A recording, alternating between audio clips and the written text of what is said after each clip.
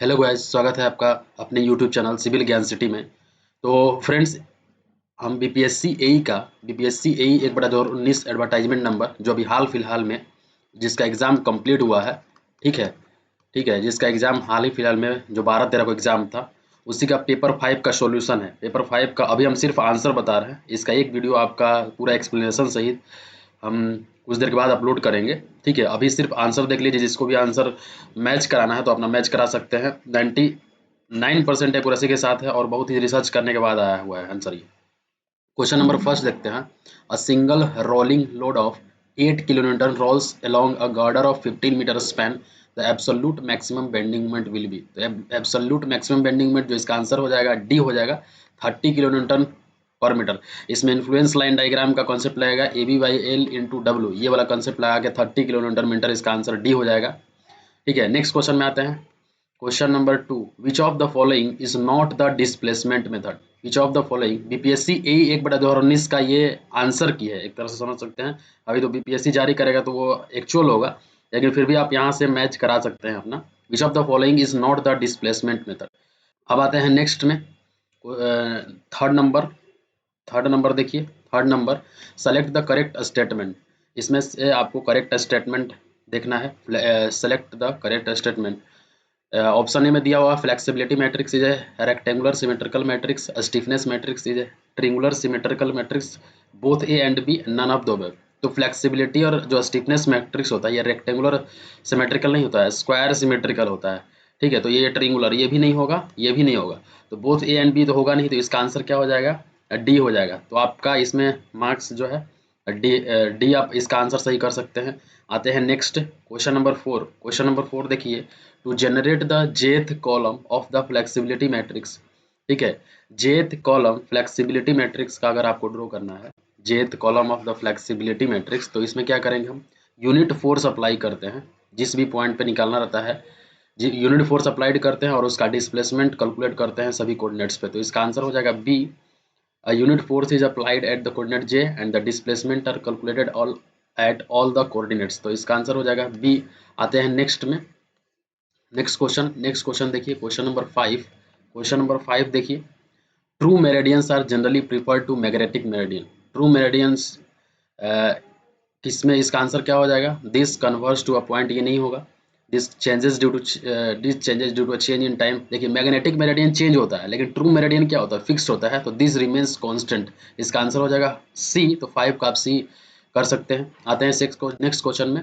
If in a pin joint plane frame में m plus r greater than 2j दिया हुआ है। ठीक है, और m आपका नंबर ऑफ मेंबर्स हो गया, r रिएक्शन कंपोनेंट और z जो होगा नंबर ऑफ जॉइंट्स हो गया, देन द फ्रेम इज।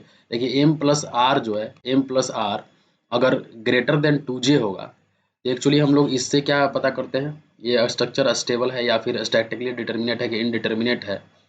ठीक है, तो ये जो स्ट्रक्चर हो जाएगा ये स्टेबल होगा एंड स्टैटिकली इनडिटर्मिनेट होगा।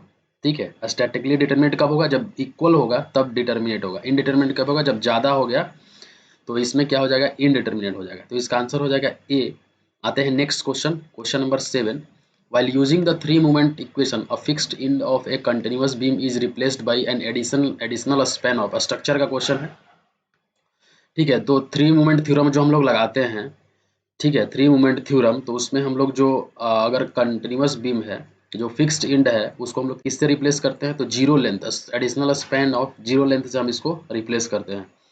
नेक्स्ट क्वेश्चन, क्वेश्चन नंबर 8, जो कि सभी को पता होगा। The characteristics strength is defined as the compressive strength below which not more than 5% of the result fall. तो इसका आंसर हो जाएगा सी।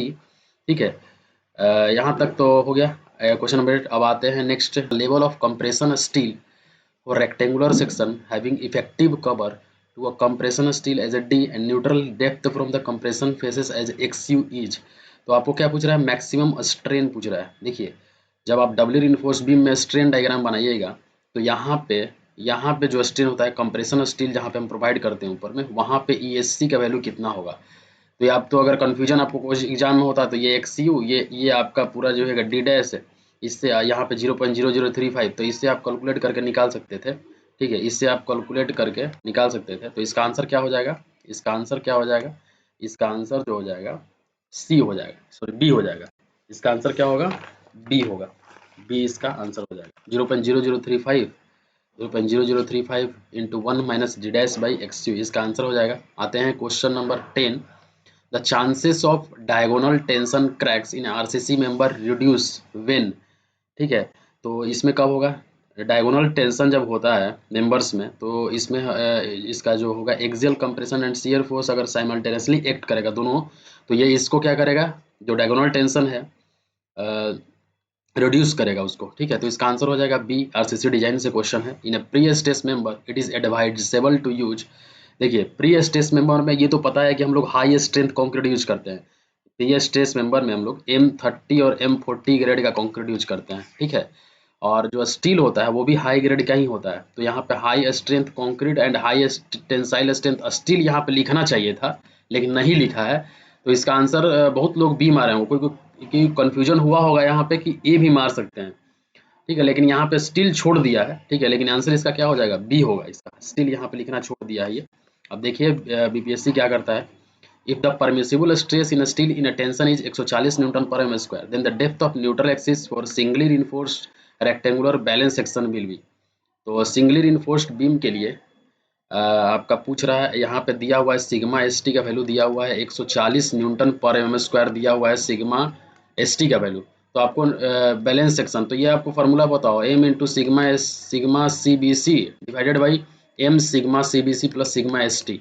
यहाँ पे m equals to 280 by 3 sigma c b c. ये वैल्यू पूरा अगर कैलकुलेट करके पुट करिएगा तो आपका आंसर जो आ जाएगा एक्स इक्वल्स टू 0.40 डी आ जाएगा। तो इसका आंसर हो जाएगा सी।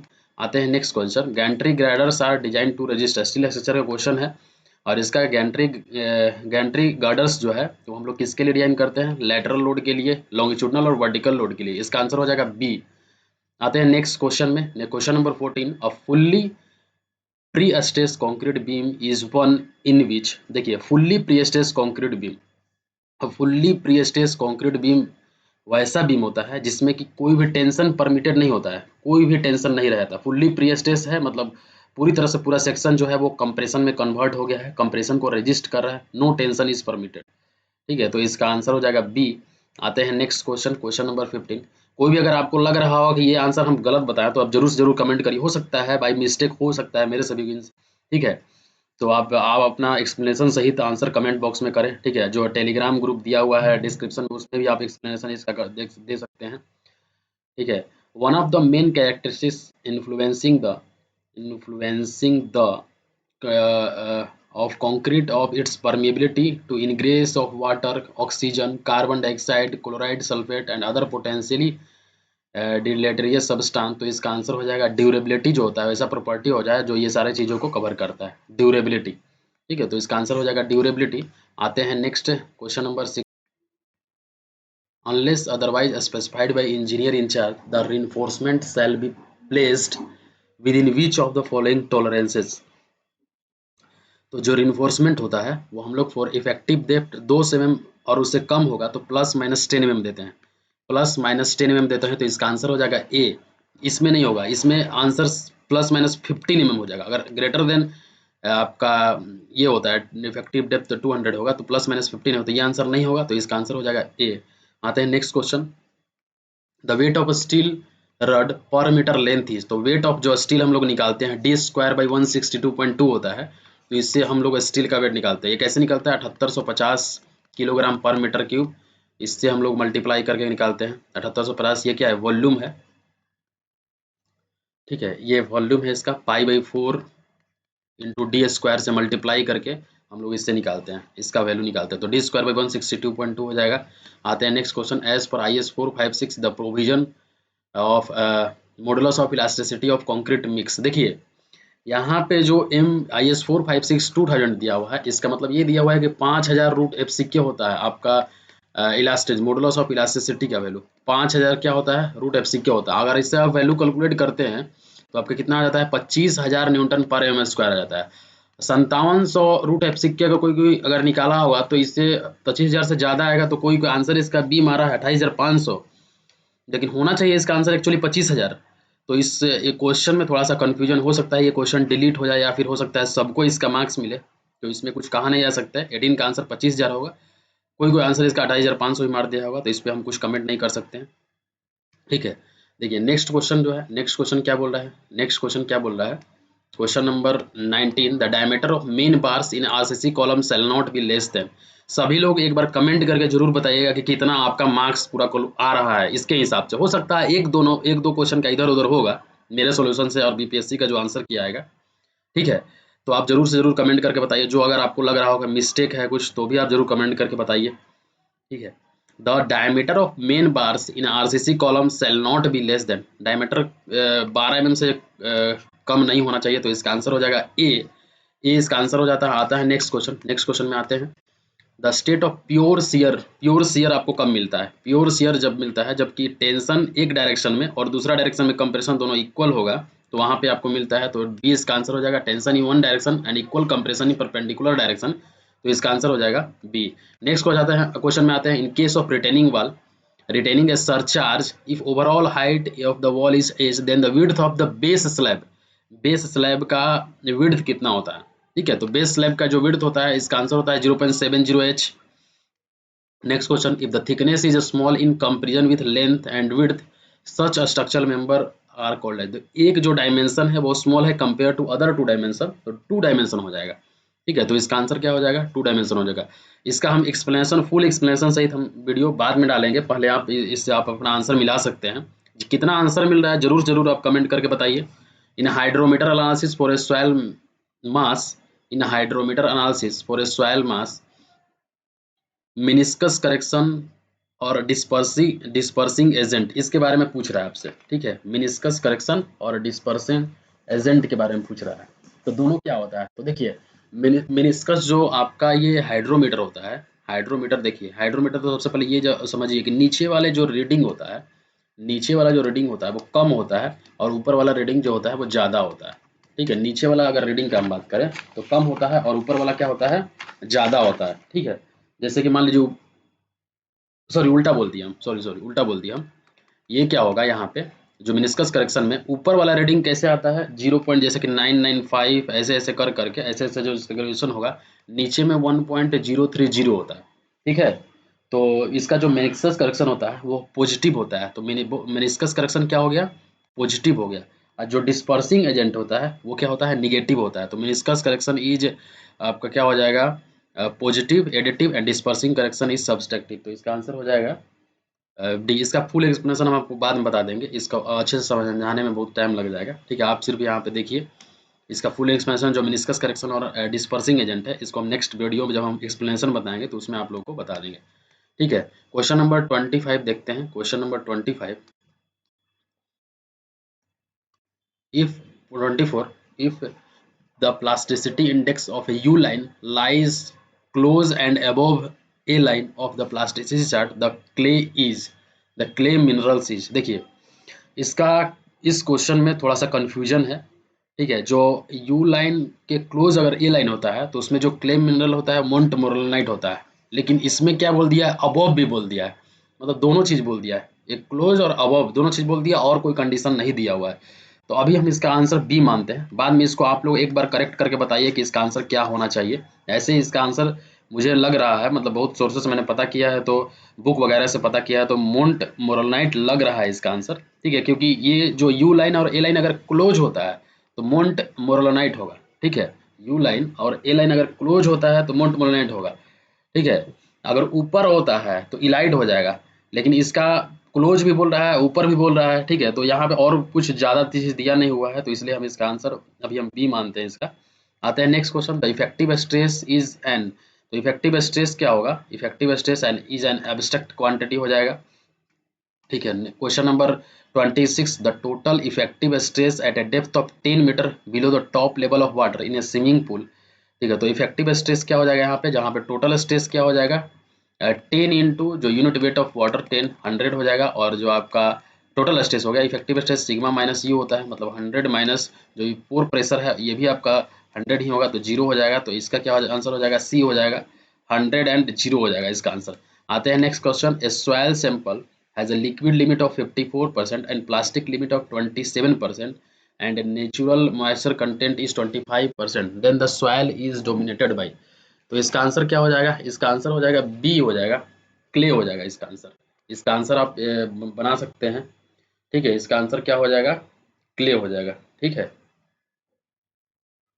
इसको कैसे निकालेगा? जैसे WL दिया हुआ है 54%, प्लास्टिक लिमिट दिया हुआ है 27% और नेचुरल मॉइस्चर कंटेंट दिया हुआ है। तो IP ऑफ ए लाइन अगर आप निकालिएगा 0.73 WL माइनस 20 करके, तो यहाँ पे 24.82 आता है, ठीक है। अगर IP आप निकालते हैं एक्चुअल में तो 27 आता है। मतलब क्या है, जो 27 है वो ऊपर हो जाएगा 24.82 से, तो यहाँ पे क्या हो जाएगा? क्ले हो जाएगा। तो इसका आंसर बी हो जाएगा, ठीक है। इसका आंसर बी हो जाएगा। आते हैं नेक्स्ट क्वेश्चन में। द क्रिटिकल हाइड्रोलिक एजेंट, इसका फार्मूला तो सबको पता है, G-1 divided by 1 plus E. तो इसका आंसर क्या हो जाएगा? इसका आंसर जो हो जाएगा 1 हो जाएगा। आप कैलकुलेट करके देख लीजिए, इसका आंसर 1 आएगा, ठीक है। अब देखिए यहाँ पे the seepage velocity and discharge velocity and void ratio दिया हुआ है। तो seepage velocity equals to V by N होता है, N equals to E divided by 1 plus E. तो इससे आप वैल्यू निकालिएगा तो 45 इंटू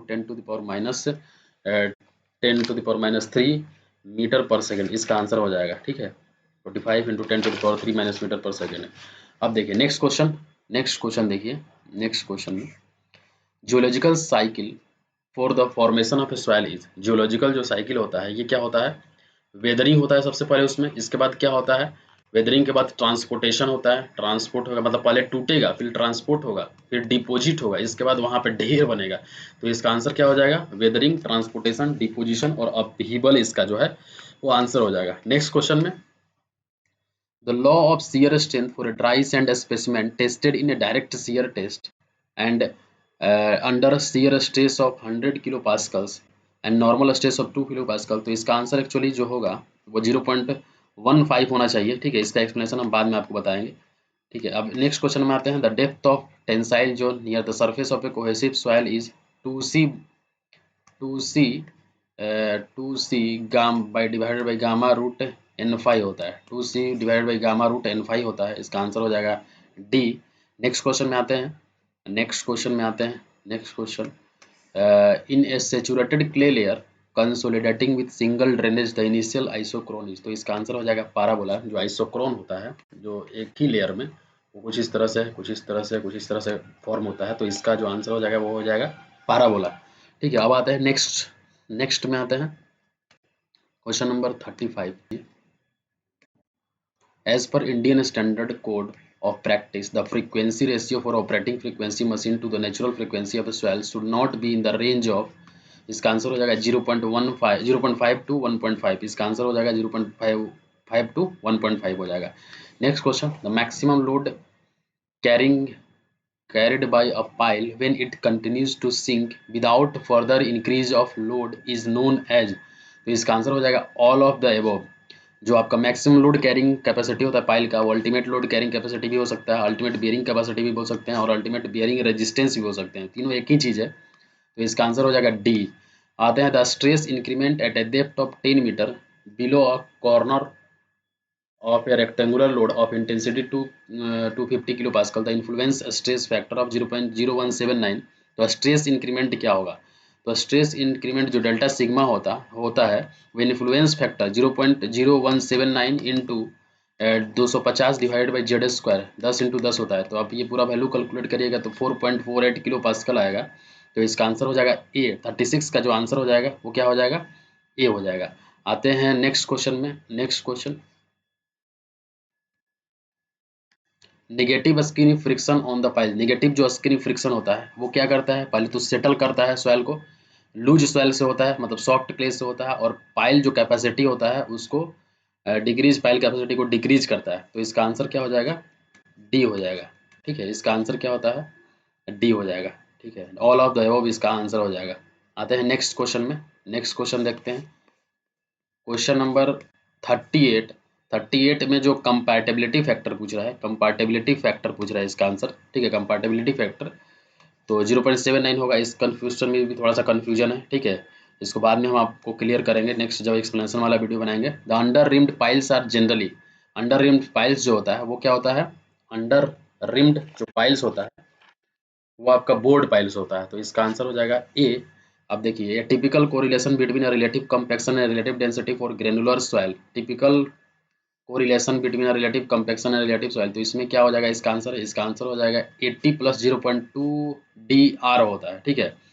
और in case of well foundation the Indian standard code recommends that tilt and shift of well should be. तो जो टिल्ट एंड शिफ्ट होता है, जो टिल्ट एंड शिफ्ट होगा यहाँ पे, ये 1/60 एंड 1 होगा, 1/60 एंड 1 होगा। तो इसका आंसर हो जाएगा बी, बी इसका आंसर हो जाएगा, ठीक है। नेक्स्ट क्वेश्चन देखते हैं। The friction circle method is based on the assumption that the resultant reaction along a slip surface is tangential to a circle of radius r sin phi हो जाएगा इसका आंसर। जो टेंजेंशियल सर्किल का जो radius होता है वो r sin phi होता है। आते हैं नेक्स्ट क्वेश्चन में, क्वेश्चन नंबर 43। नेक्स्ट क्वेश्चन देखते हैं, क्वेश्चन नंबर 43। क्वेश्चन नंबर 43 क्या बोल रहा है? Question number 40, in a loaded beam the point of contraflexure occurs at a section where bending moment is zero and changes sign. इसका answer हो जाएगा B, जहाँ की बेंडिंग मोमेंट जीरो होगा और साइन इसका जो होगा वो चेंज करेगा। ये देखिए, 3 hinged arch is carrying uniformly distributed load over the entire span. The arch is free from bending moment and shear force. If its shape is, अगर शेप इसका पाराबोलिक होगा तो वो क्या होगा? ये आपका free from bending moment and shear force हो जाएगा, ठीक है। नेक्स्ट आते हैं इसका आंसर 45 का। The ratio of strength of the solid to hollow shaft both having the outside diameter D and hollow shaft having inside diameter d/2।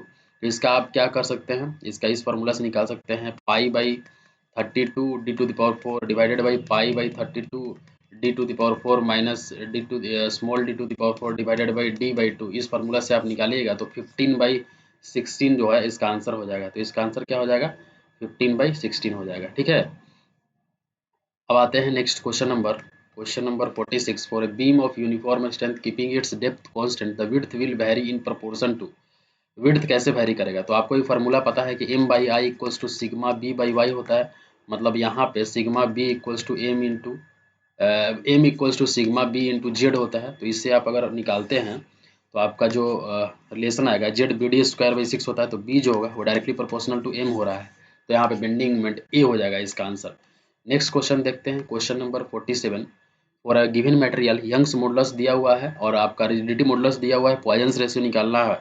तो आपको इस फार्मूला से निकालेगा E equals to 2g into 1 plus mu. इस formula से आप mu का value निकालिएगा तो 0.25 आ जाएगा। इस फार्मूला से अगर म्यू का वैल्यू निकालिएगा तो 0.25 हो जाएगा। तो इसका आंसर हो जाएगा सी, ठीक है। नेक्स्ट क्वेश्चन देखते हैं, question number 48। Internal forces at every cross section in an arch are. तो इंटरनल फोर्सेस जो होता है सर कोई भी क्रॉस सेक्शन पे, वो आपका नॉर्मल थ्रस्ट, शियर फोर्स और बेंडिंग मोमेंट तीनों होता है। तो इसका आंसर क्या हो जाएगा? बी हो जाएगा, normal thrust, shear force and bending moment. Muller Breslau principle influence line के लिए किसके लिए एप्लीकेबल होता है? किसके लिए एप्लीकेबल होता है? ट्रसेस के लिए एप्लीकेबल होता है। स्टैटिकली इंडिटरमिनेट बीम के लिए एप्लीकेबल होता है। Frames and statically indeterminate structure जो कि इलास्टिक और हुक्स लॉ को फॉलो करता है उसके लिए आपका आंसर हो जाएगा। अब आता है नेक्स्ट क्वेश्चन, कास्टिग्लियानोस फर्स्ट थ्योरम जो होता है वो किसके लिए एप्लीकेबल होगा? अगर आपका सुपर पोजिशन जहाँ पे प्रिंसिपल वैलिड होगा, only when the principle of super position in valid, उसी केस में आपको कास्टिग्लियानोस फर्स्ट थ्योरम आप अप्लाई कर सकते हैं। तो ये पूरा 1 से लेकर 50 तक का डिस्क्रिप्शन हो गया, ठीक है। इसका एक्सप्लेनेशन आपको हम और भी एक वीडियो बनाएंगे जिसमें कि हम पूरी तरह से इसका एक्सप्लेनेशन देंगे, एक्सप्लेनेशन आप एक्सप्लेन करेंगे, ठीक है। कोई भी अगर इसमें मिस्टेक होता है किसी भी क्वेश्चन में अगर आपको लग रहा है तो आप कमेंट बॉक्स में जरूर लिख के बताइएगा कि आप ये क्वेश्चन गलत है, उसका एक्सप्लेनेशन भी जरूर लिखिए। और कितना आपका मार्क्स हो रहा है, प्लीज़ आप जितना भी मार्क्स आ रहा है आपका इस सब्जेक्ट में आप जरूर से जरूर कमेंट करिए, ठीक है। अगर आपको ये वीडियो अच्छा लगता है तो जरूर से जरूर लाइक करिए और ऐसे ही आपको अपडेट मिलता रहेगा इस चैनल से जुड़े रहिए, ठीक है। Thank you for watching this video. Have a nice day.